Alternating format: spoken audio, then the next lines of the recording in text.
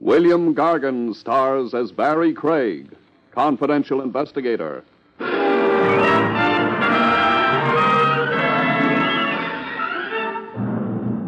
Spotting a murderer isn't easy.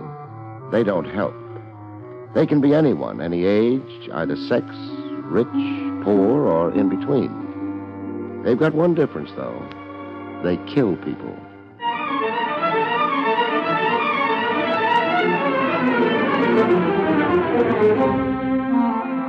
The National Broadcasting Company presents William Gargan in another transcribed drama of mystery and adventure with America's #1 detective, Barrie Craig, confidential investigator.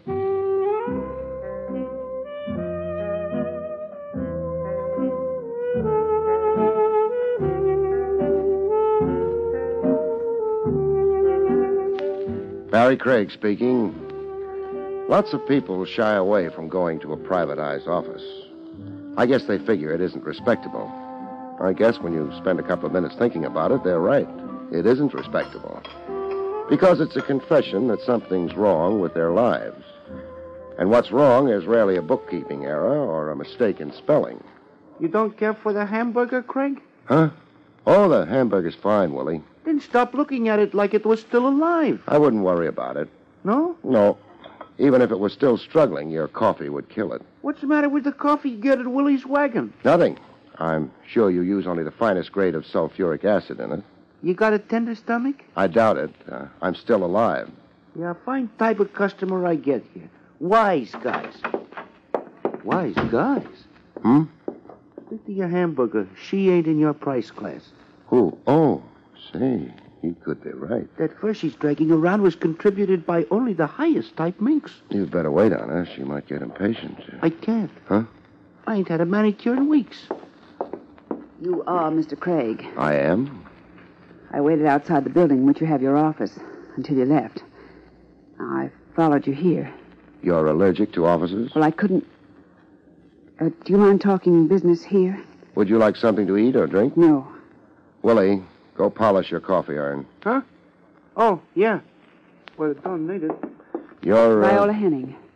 Mrs. Viola Henning. Uh-huh. And the business you wanted to talk about was... My husband is keeping an appointment tonight, and I want you to... Well, to... An appointment with whom? A business associate? No. With a girl. A girl named Muriel. I see. Where? The Grammont Hotel. She works there? No. She's taken a room there.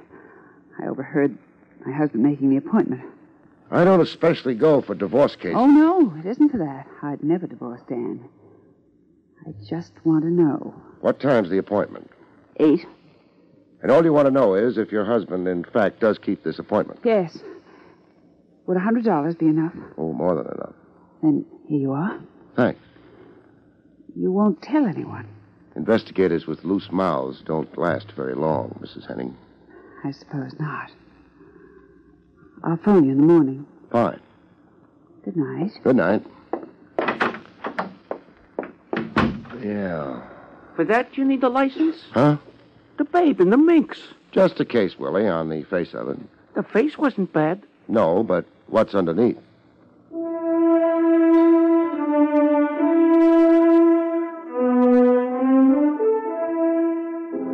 I killed some time with Willie.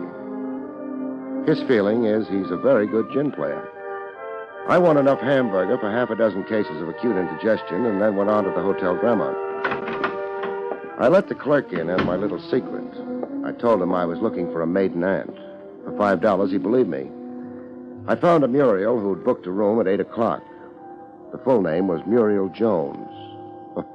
Jones.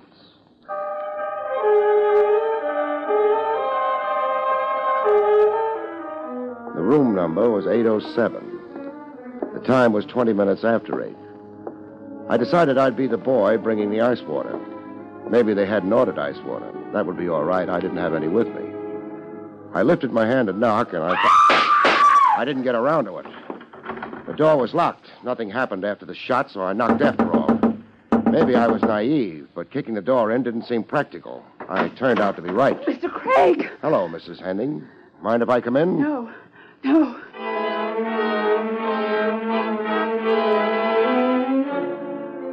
girl lying on the floor. Her eyes were open, and they stared up at the ceiling of the room. It wasn't a very interesting ceiling, but that didn't matter. She wasn't seeing it. Dead. Who was she? Muriel. The girl I told you. Yeah. Except you didn't mention you were also planning on showing up here. I couldn't help it. I had to see her. She isn't much worth looking at right now. 2-room suite. That the back door? I don't know. Yeah.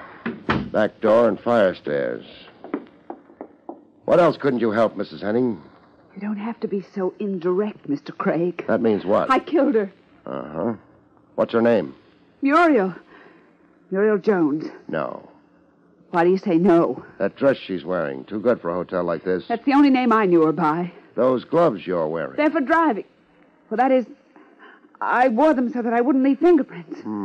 It doesn't explain why you didn't use that back door to get out of here after you shot her.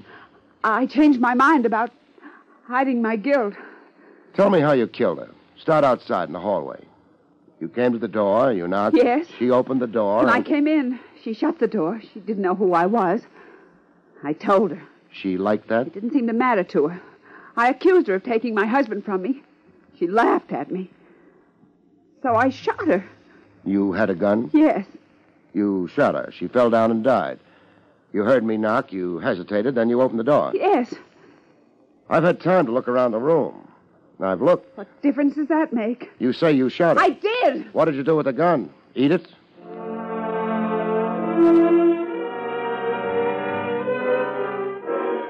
Mrs. Henning didn't have any answers.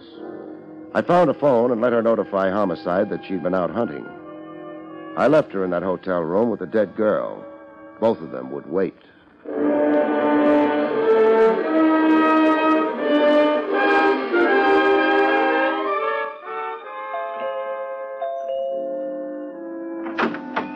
The butler at the Henning home didn't seem delighted to see me. I think it was my tie bothered him most. I figured if I ever wanted to visit again, I'd get it hand-painted.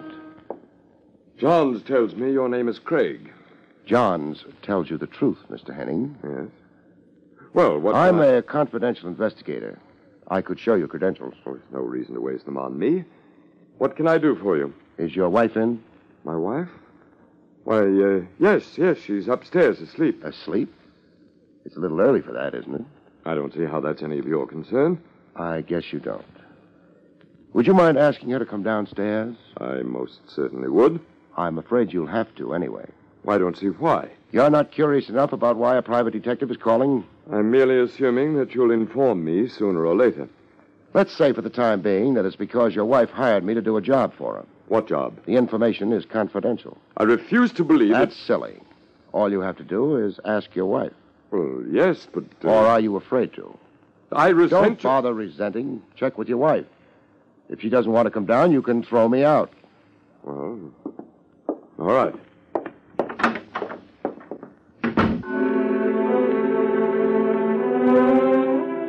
I didn't know exactly what made him go through with it.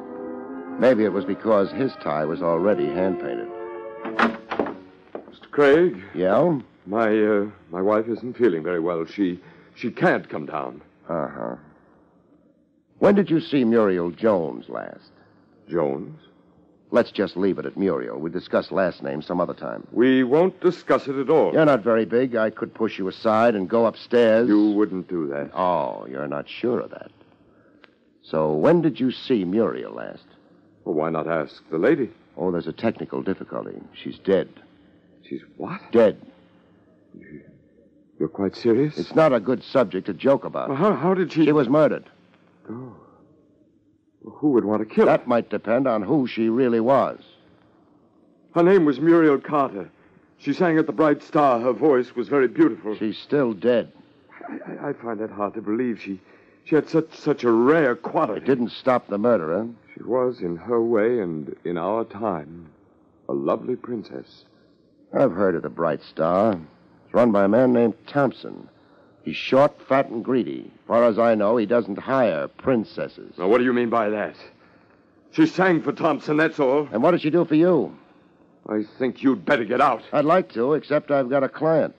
I'm in the middle, whether I like it or not. I could say I don't like it, but what good would that do? Did you keep your appointment at the Grammont Hotel tonight? That's none of your... I had no appointment tonight. It might pay you to keep in touch with your wife. Good night, Henning. Good night. Your wife, who's upstairs and not very well. Yes? By this time, she's also downtown having a conversation with the district attorney. Did I say good night?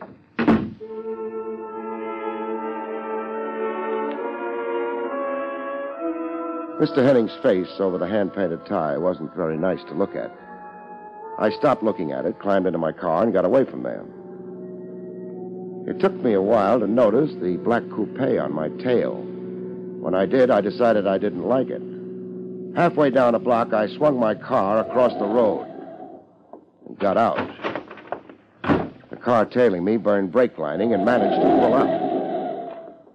Hey, get that car out of my way. What was that? I said get that car out of my way. Maybe you'd better help me. Get out. You a wise guy something, you're blocking traffic. What traffic? Okay, wise guy, I'll get out. That's better. Hey, You're looking for me? Let go of my arm. Who do you think you are? Who do you think I am? Okay. Now maybe you won't be so smart. That's a nice gun. Got a license for it? You in the license business? No, but... Hey! I'll borrow it. Thanks. You can't. Who put you on my tail? I don't know what you're talking Who about. put you on my tail? You'd like to know, wouldn't you? Hey, you can't get away with beating me up. Am I going to beat you up? Then let go. Actually, I don't know. I could. Look, it won't get you no place. I'm not going anyplace. I've got lots of time for you. Let go of me, will you? How can I? I'm trying to decide. Decide what? Whether to beat you up or not. You got my gun. You're bigger than I am. That's right, so maybe you better tell me. Who put you on me? Mac Thompson. Thompson? Gentleman who runs the Bright Star, huh? Pull your car over to the curb. We'll ride in mine. I kind of need a star in my life, especially a bright star. His name was Lester. He wasn't very brave without a gun. Gunmen rarely are. He pulled his car over to the curb, got into mine, and we went to the Bright Star. We didn't disturb the customers. We used a back entrance, the kind of entrance I was accustomed to. Private investigators don't rate socially. This here's Mr. Thompson's office. Don't knock. Mr. Thompson. Lester, what are you doing here? He's trailing me. He trailed me right into your office, Thompson. I had a little trouble with him. He's got my gun. Indeed. And you'd be, Craig. Barrie Craig. Oh, a boy with a license. I might mention that Lester has a license for that gun of his, too. Makes it nice for the city taxes. You, could get into trouble taking his gun, Craig. He could get into worse trouble pointing it at people. Well, he threw his weight around, Mr. Thompson. All right, get out, Lester. Okay, only you ain't sore at me, Mr. Thompson. I couldn't help it. Get out. Yeah, Mr. Thompson. Yeah. Lester isn't a very strong character. I wasn't a character analysis of Lester that brought you here, Craig. No. Now, I don't want any trouble with you. I don't think you want any with me. I have a friend or two in the department. That's nice. That license you own has to be renewed every year. Now you're frightening me. I have no intention to, merely making things clear. Thanks. Now, would you make it clear why you put Lester on my tail? I didn't. He misunderstood his instructions. Uh-huh. How was Muriel's act tonight? Muriel? Muriel Carter. She didn't appear tonight. Why not? Well, you know how these things are. I don't. Thompson, where were you around 8:15 tonight? Here, reading a good book. How many witnesses? 4, 8. How many would you like? You've got a large payroll. Thank you. Now that you've stopped imitating a detective, what happened at 8:15 tonight? Muriel Carter quit the Bright Star. You practicing to be a theatrical agent? 2 bullets hit her. Oh? How sordid. Not to mention fatal. You know something? I'd like to have the gun those bullets came out of. At 8:15 tonight, I was here reading a good book. 8 witnesses, Craig. That ought to be enough.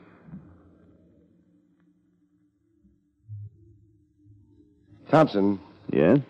I don't believe the performance. I beg your pardon? You're playing it too tough, too straight. Which means? I think you went for her. That may be true. It's a habit of mine. I've seen her. More than habit, Thompson. She was worth a gross of your ordinary stock. Possibly. So I'm all broken up inside by the news. It wasn't news. Why was Lester staked out at the Henning home? Good night, Mr. Craig. I'm still looking for that gun. Good night. The hallway outside Thompson's office had run out of lights. It was dark, and I headed for the floor quick, but halfway down, I found out it wasn't entirely my own idea.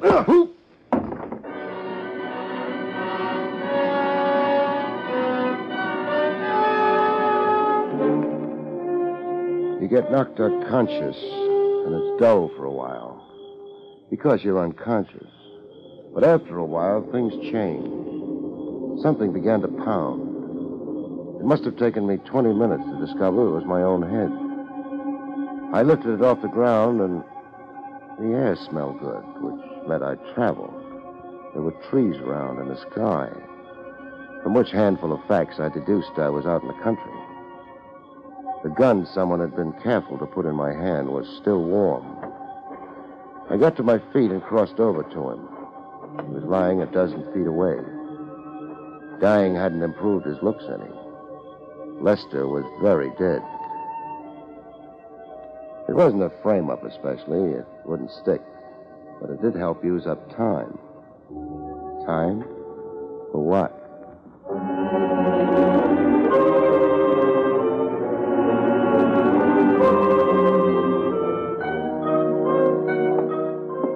Headquarters had a nice green lamp burning outside.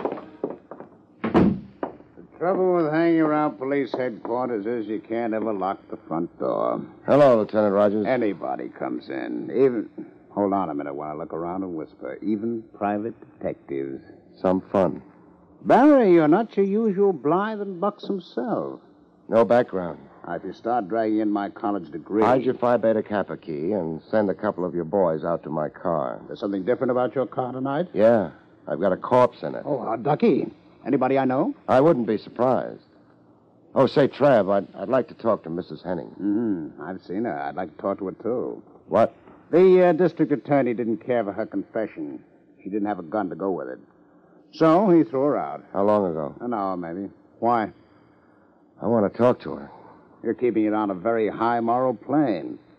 Barrie, why do you think she confessed to the killing? Maybe because she loved her husband. I understand it happened. It must be something special. Sure. Wears hand-painted ties. So long, Trav. Would you like company? I talk very politely. Forget it. I'll be back later. Maybe I'll even tell you about the corpse you've got.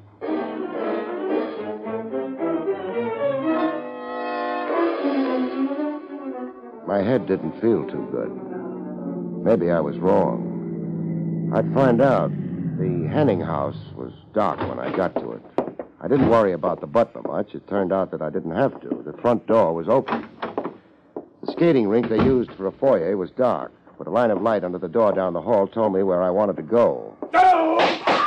Nobody noticed my low bow as I went through the door. Oh, Mr. Craig! Which way? The window. Caught a tail light going around the corner outside. There's nothing special about a tail light. I was late. Mrs. Henning.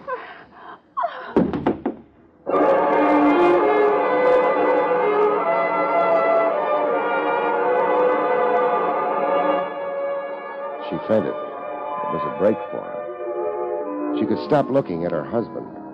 As for him, maybe he was looking at something, but it wasn't anything a pair of living eyes could see.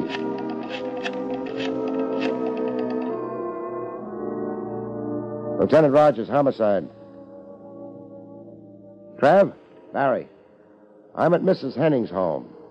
Yeah. It also used to be Mr. Henning's home, but he won't be living here anymore. He's moving into smaller quarters. Underground.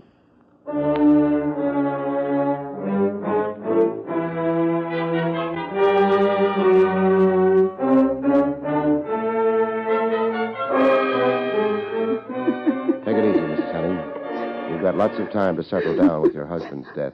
It isn't possible. It's possible. It happens all the time. But who could have done... That's for later. You wouldn't want to confess to this murder, too, would you? How can you say things like that? Practice. I need a little information, quick. The truth, maybe. What happened at the Grammont Hotel? For real. The hotel? I got there after Dan did. From the hallway, I could hear him and that girl quarreling. And then the shots.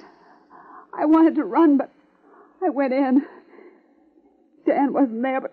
Oh, I can't go on with this. You don't have to. Just hang around and greet the cops, huh?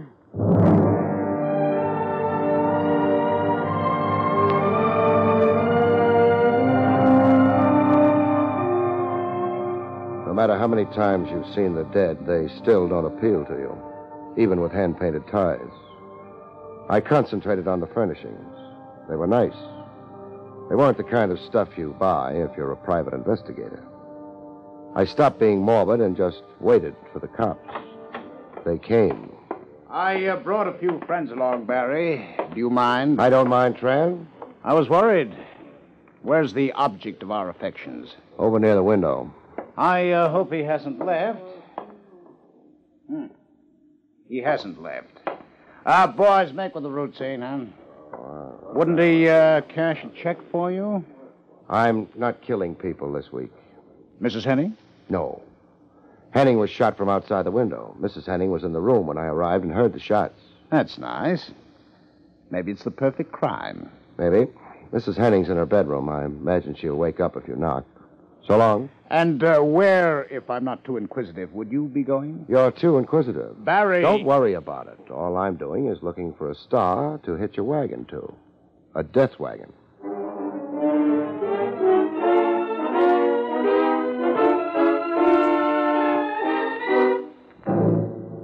I figured Mr. Thompson wouldn't be expecting action very quick. I'd been lucky, or maybe it was just because my head was so hard. I'd come to after the sapping in a hurry. I'd been in a hurry since then. I was still in a hurry. Who is it? I didn't fill that door very strong. Craig, Craig. Hello, Thompson. you wrecked that door. I'm too stupid to knock. Hold it where you are. What a nice big gun you've got, Grandma. I said stop. Okay. I'm up against your desk anyway. Nice hunk of mahogany. What do you want? You. Look, I'm in no mood. This isn't comedy. I want you for murder, Thompson. Why don't you come and get me? I will if I have to. You under the impression you're bulletproof? I'm glad you reminded me. Very nice hunk of mahogany. Pity it got in your way.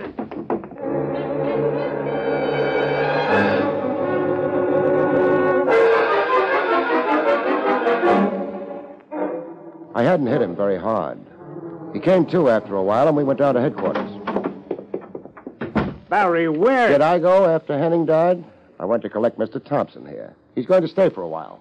You might mention a few charges. Sure. Murder. Murder of a man named Lester. Murder of a man named Dan Henning. Good enough? Very good. Any objections, Thompson? No objections. I killed Lester. He was a weak character. Craig made a point of it. He was tying me in too tightly. The boy's got good grammar. I'm appreciating it. How about Henning? Why kill him? Because he murdered Muriel. You didn't know her, did you? He murdered Muriel. And even now, with me where I am, I can almost figure it's worth it. You see, I did know her.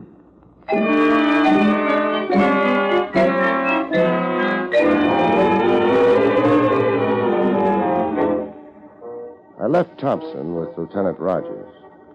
Maybe, according to his own bookkeeping, he'd been right. I'd seen Muriel Carter and was willing to give him an outside doubt. My job wasn't finished, though. I had a final report to make to my client.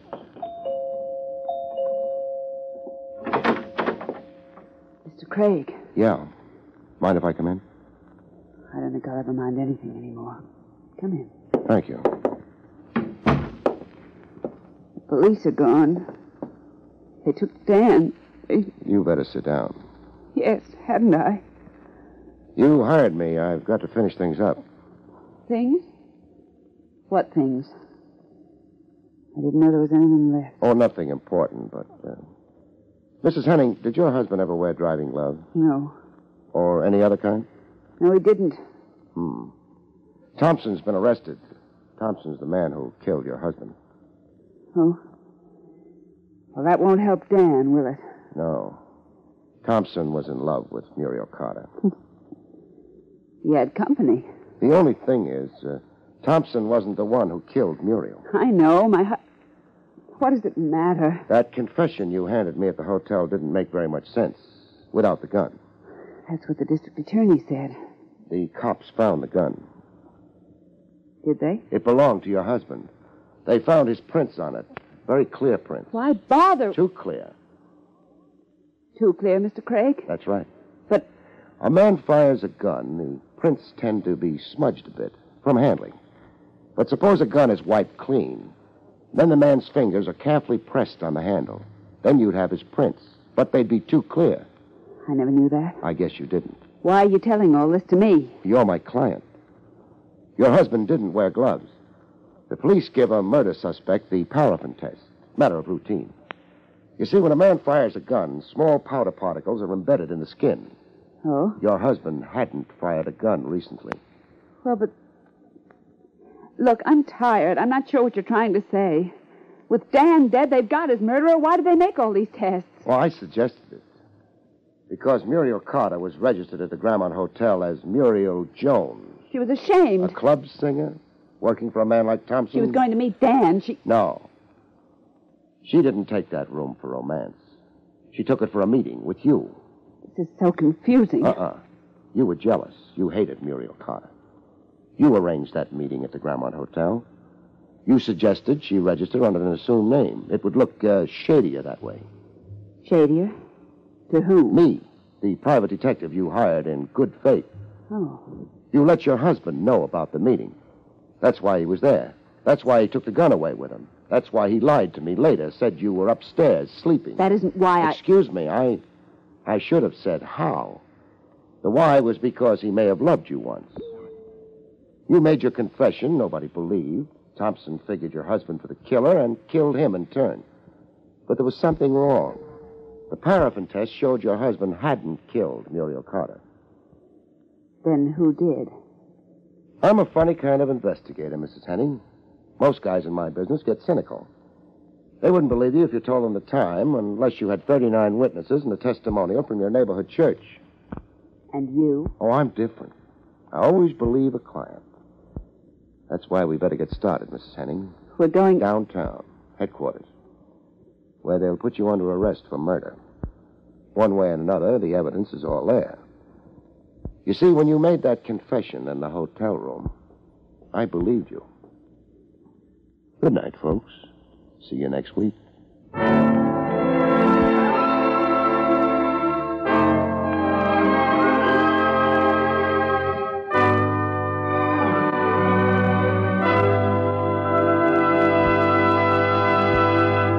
You have been listening to William Gargan in another exciting transcribed mystery drama from the adventures of Barrie Craig, confidential investigator.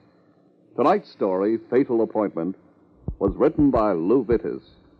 Next week, it's the strange story titled The Deadly Fight, about which Barrie Craig has this to say. Next week, I meet a widow who can't find tears, an obituary notice in search of a corpse, and a boxing champ whose biggest win is a fight strictly off the record.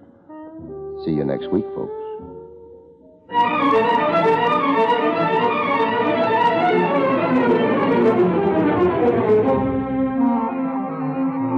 Featured in the role of Viola was Joan Alexander. Barrie Craig, starring William Gargan, was under the direction of Hyman Brown. This is Don Pardo speaking.